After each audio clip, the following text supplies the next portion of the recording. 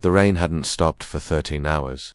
It fell like a steady whisper across the windshield of Detective Eleanor Hart's sedan as she sat in front of Ravenshade Psychiatric Facility, fingers clenched around a lukewarm coffee she hadn't touched. Her eyes were fixed on the old brick building, its windows dark, except one on the 3rd floor.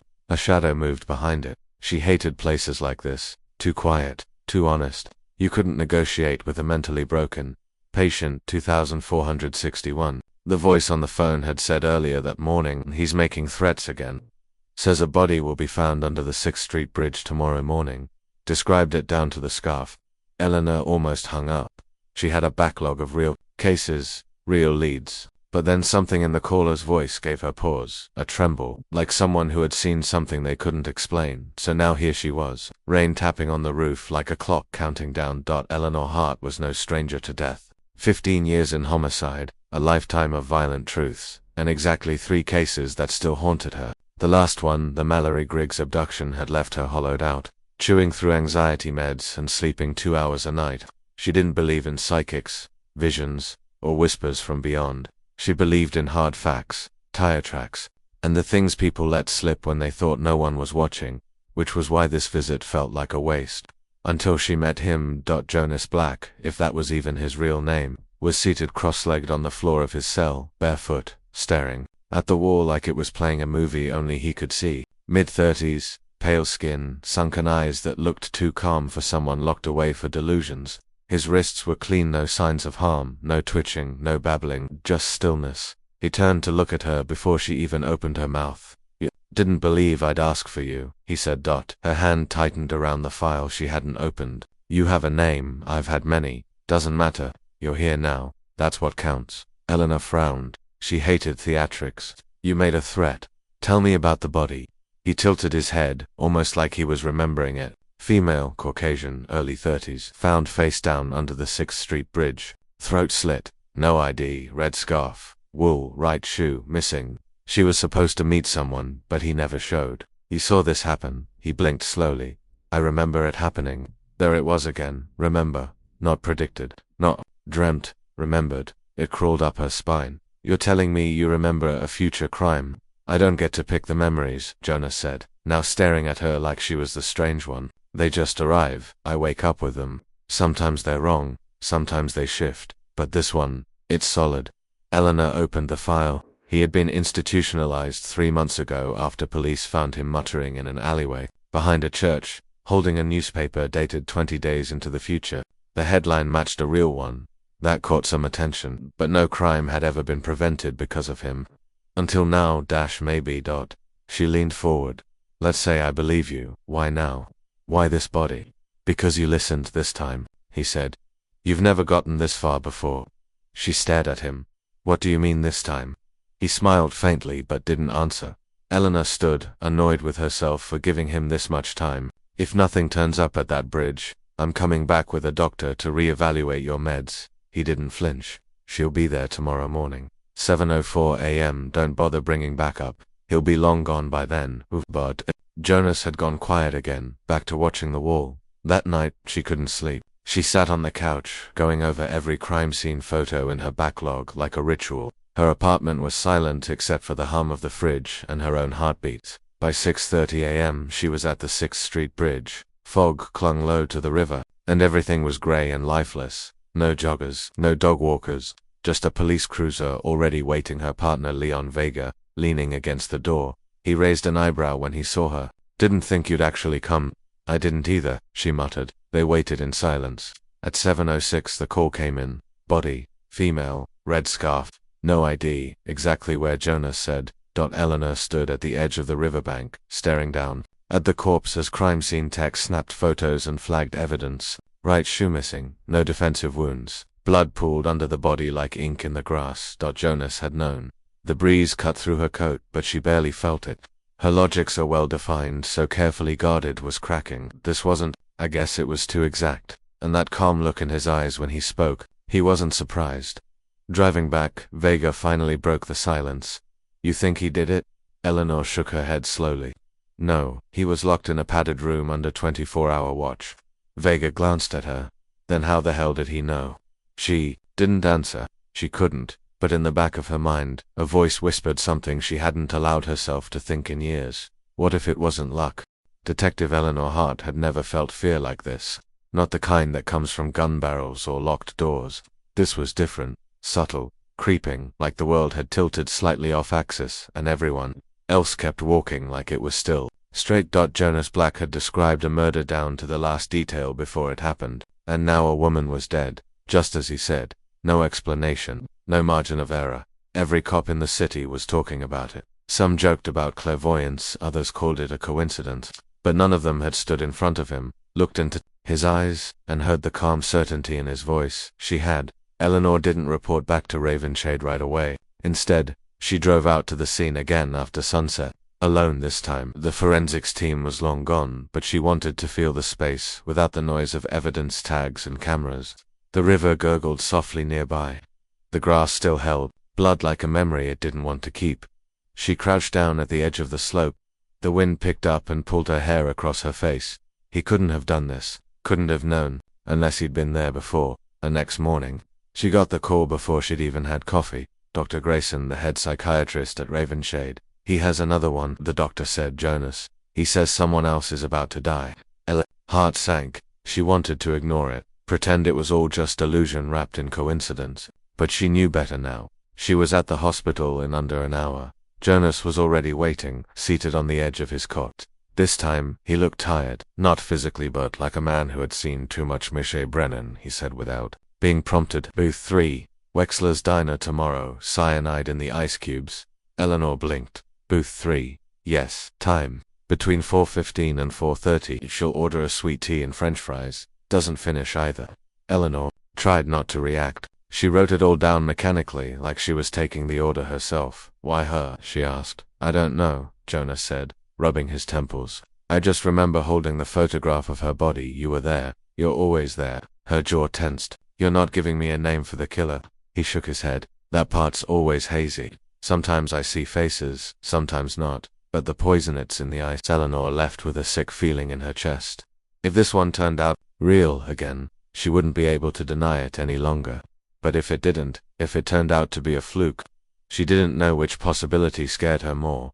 By 3 p.m. the next day, Wexler's Diner was under surveillance.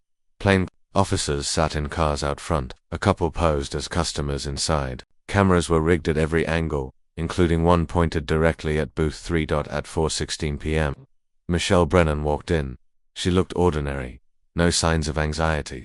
She was smiling at something on her phone. She sat in Booth 3, ordered sweet tea and fries exactly as Jonas said. The glass of tea clinked as it was set down. Eleanor watched from the van outside, headphones pressed to her ears.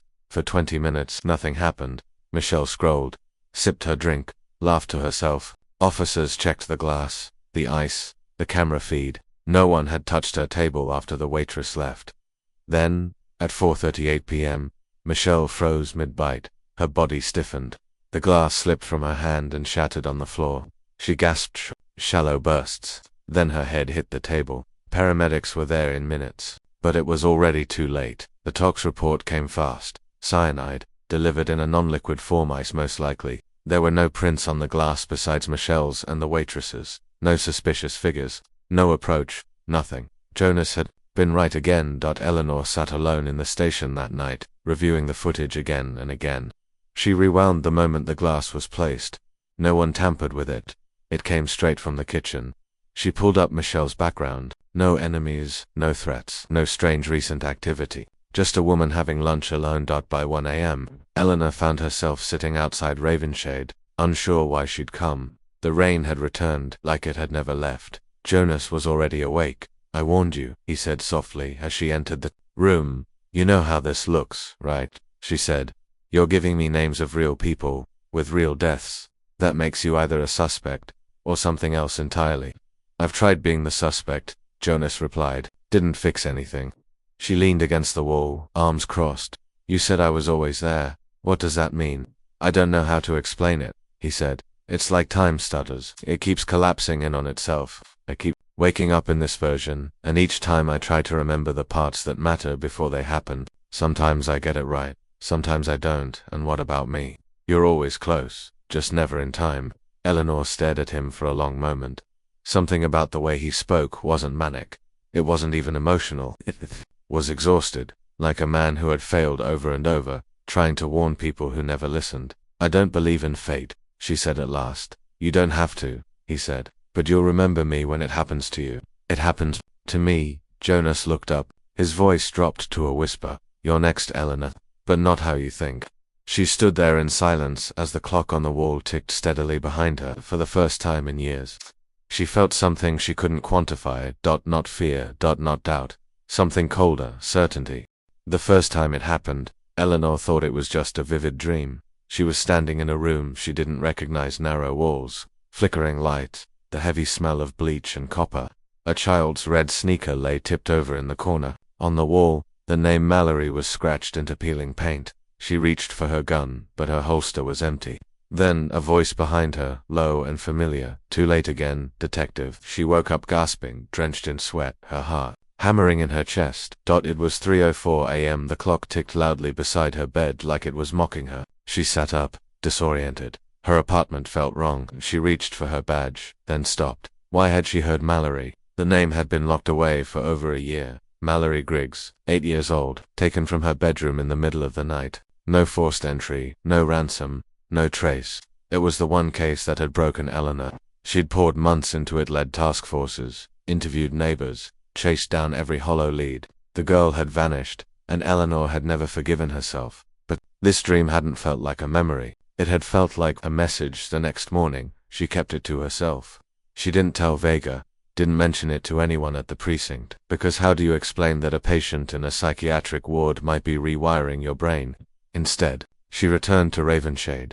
Jonas looked worse than before, his skin paler, his eyes ringed with dark circles like bruises that never healed. He greeted her with a soft nod, as if they were old friends instead of detective and patient. "You dreamed of her," he said before she opened her mouth. Her breath caught. "You saw the room, didn't you? The writing on the wall. The sneaker." He gave a sad smile. "You always see it after the second death." She didn't ask how he knew. She couldn't. "You said I'm next," she said. "What does that mean?" Jonas stood slowly and moved toward the window, arms crossed behind his back. "It's not about dying. Not yet. It's about seeing. Once you start seeing fragments of what's to come, you stop trusting what's real. Time bends around grief.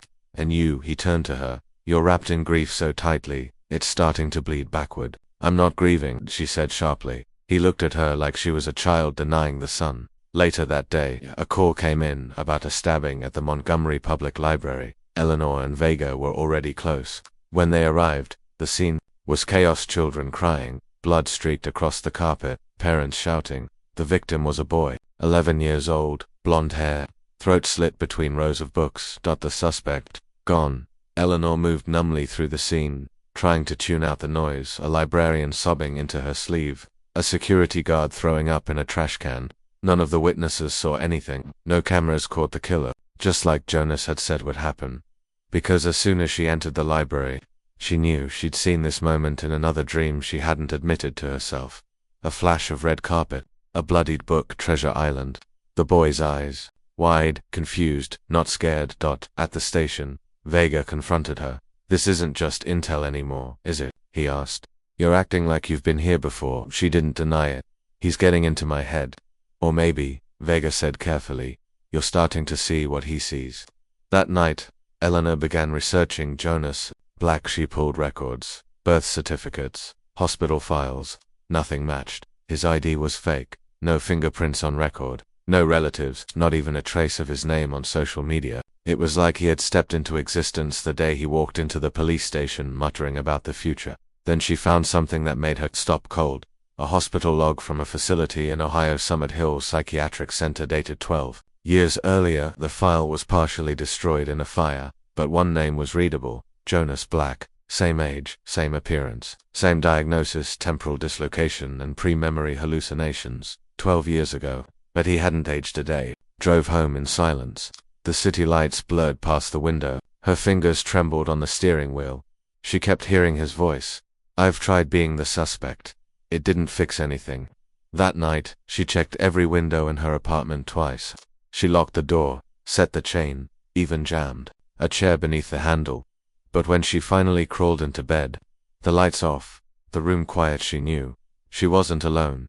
She sat up and stared at the curtain near the window. It was swaying ever so slightly. No breeze. No draft. Her hand crept toward her holster. Then her phone rang. She jumped, heart thudding, and grabbed it with one shaking hand. It was Vega. His voice was low, urgent. Eleanor, I need you to listen. I just got home, and something's wrong. My curtain, it's moving, but the windows are shut. Eleanor froze. Get out of the apartment. Leon, she whispered. Silence. Double quotes. Leon, are you there? A faint breath. Then dash click. The line went dead. Elena's own curtain had stopped moving, but she couldn't breathe, because across the room, written in the condensation on the inside of her window, were the words, "You were supposed to die first." Detective Eleanor Hart didn't remember getting in the car. She didn't remember grabbing her coat or keys. One moment she was staring at the writing on her window, "You were supposed to die first," and the next, she was tearing down 15th Avenue, toward Leon Vega's apartment with her siren off, headlights dark. Her hands gripped the wheel so tightly she couldn't feel her fingers. He wasn't answering his phone. The building was quiet when she pulled up, too quiet. 3rd floor, end unit. She'd been there dozens of times, birthdays, beers after long shifts. Once during a power outage when they both fell asleep on the couch watching Die Hard. It was his safe place. A fortress. Tonight the door was ajar. She drew her weapon and entered slowly, heart pounding against her ribs. The lights were off, but the kitchen glowed faintly from the open fridge. She called his name once, twice, but nothing answered. Just the hum of electricity. Then she saw the blood. It was a thin trail leading from the fridge to the hallway smid, like someone crawling, a half print on the wall. A broken glass on the floor. She followed it in silence, gun shaking slightly in her hand. Leon was in the bathroom, slumped against the tub, breathing shallow. His side was soaked red where a knife had gone in deep. His eyes opened as she knelt beside him, and he managed a weak smile. "Guess I ruined your night," he rasped. "Shut up," she said, already dialing for backup. "You're going to be fine." But she wasn't sure. Later at the hospital, doctors confirmed he'd lost a lot of blood. A minute later and he wouldn't have made it. The weapon hadn't been found. No signs of forced entry, no prints, nothing. On security cameras, just like the others, Jonas hadn't predicted this one, or had he? Back at Ravenshade, Eleanor found Jonas pacing in his room, agitated, muttering to himself. The moment he saw her, he stopped. "I wasn't supposed to remember it like this," he said. "You said I was next," she snapped. "You didn't say anything about him." Jonas looked stricken. "It changes when you start believing. Your choices shift things. Now they're compensating. I didn't see this version until it was too late." "They," she repeated. "Who the hell is that?" Jonas sat on the edge of the bed, shoulders hunched. "I don't know what they are. I only see what they leave behind, like shadows in memory. Every time someone listens, the future rewrites itself. I'm chasing a moving target." Eleanor stepped closer. "You're saying these people, these killers, they're not acting alone." Jonas looked up. "I'm saying it's not always people." Her skin crawled. "You're losing me." "No," he said. "You're finally catching up. This isn't about one murder. It's about how time collapses, like a folding map. Every time someone dies the way I remember, the map folds tighter. Eventually, it'll snap." She didn't understand it, didn't want to. All she knew was that the deaths were Jonas was unraveling that night. She reviewed every photo from the 3 crime scenes: the woman under the bridge, Michelle Brennan at the diner, the boy at the library, and now Leon's stabbing. One thing stood out. In each image, somewhere, in the background barely noticeable, was a figure in dark clothing, a blur in a window, a shadow at the edge of a mirror. Too vague to ID, too consistent to ignore. She had the lab enhance the images, and when they did, her breath caught. The figure was always in the same position, same stance, same height, different clothes, different angles, but the same presence. Jonas had said, "Sometimes I see faces, sometimes not." Eleanor pulled the old hospital log from Ohio. Jonas Black, patient in 2013, same diagnosis, same symptoms. She called the hospital that it had burned down 10 years ago. All records lost, except one archived security report had survived. It mentioned Jonas being attacked in his cell by an unknown intruder. The guard on duty described lights flickering and the subject's face vanishing in flashes. Vanishing. The deeper she went, the worse it got. Cases across the country, similar setups, murders with no suspects, deaths predicted or drawn by mentally unstable patients. Some institutionalized, some vanished, and in at least 5 of the old case files before the internet buried them, Jonas Black's name appeared in the margins. sometimes as a patient, sometimes as a witness, once as a suspect who later died in custody. Except he was sitting in Ravenshade right now. Eleanor couldn't sleep when she did drift off. It wasn't to rest, it was to a dream she hadn't seen before. She was walking through a morgue. Her own footsteps echoed too loud. Each drawer had a name, but when she opened them, they were empty. At the far end was a single drawer, cold metal, with a tag that read, Eleanor Hart. She reached to open it, but it opened itself. Inside was not a body but a mirror, and in the reflection, her eyes weren't her own. She woke up screaming, her phone buzzed. A message from an unknown number. You can't stop what's already happened. Beneath it, a photo of her taken from outside her window tonight. Eleanor didn't run, she stood there, the glow of her phone casting ghostlight across her face, thumb trembling over the photo. It was her apartment window, her curtains, the silhouette of her own head just visible in the glass. It had been taken from less than 6 feet away. That she was being hunted. By what, she still didn't know, but she did know where to go. Ravenshade Psychiatric Center had never looked more like a prison. The lights buzzed erratically overhead. The hallways reeked of disinfectant and despair. And Jonas Black, when she burst into his room just past midnight, was already awake, waiting. I told you, he said. They're here. I got the message, Eleanor replied, holding up the phone. But now I want answers. Jonas stood slowly, hands raised. Then you'd better hurry, because this is the last moment you'll be yourself. She didn't blink. What are you talking about? Jonas stepped closer. It doesn't matter if you believe me. This timeline collapses either way. But if you understand what you're up against, maybe, just maybe, you can stop it from happening again. She reached into her coat, pulled out the enhanced crime scene photos, each with the same shadowed figure. Who is this? It's in every scene. Jonas's eyes lingered on the images. It's not a who, it's a when. A presence that doesn't follow rules. Not space, not logic. It doesn't kill because it wants to. It kills to correct what we call error. People who see too much. People like you and me. Eleanor's heart thudded louder. Why me? Because you didn't look away. He placed a hand on her shoulder. You saw the first time. You felt it. And now you've started remembering things that haven't happened yet. She swallowed hard. You said I was supposed to die first. Why didn't I? Because something shifted. Jonas turned away. You believed me.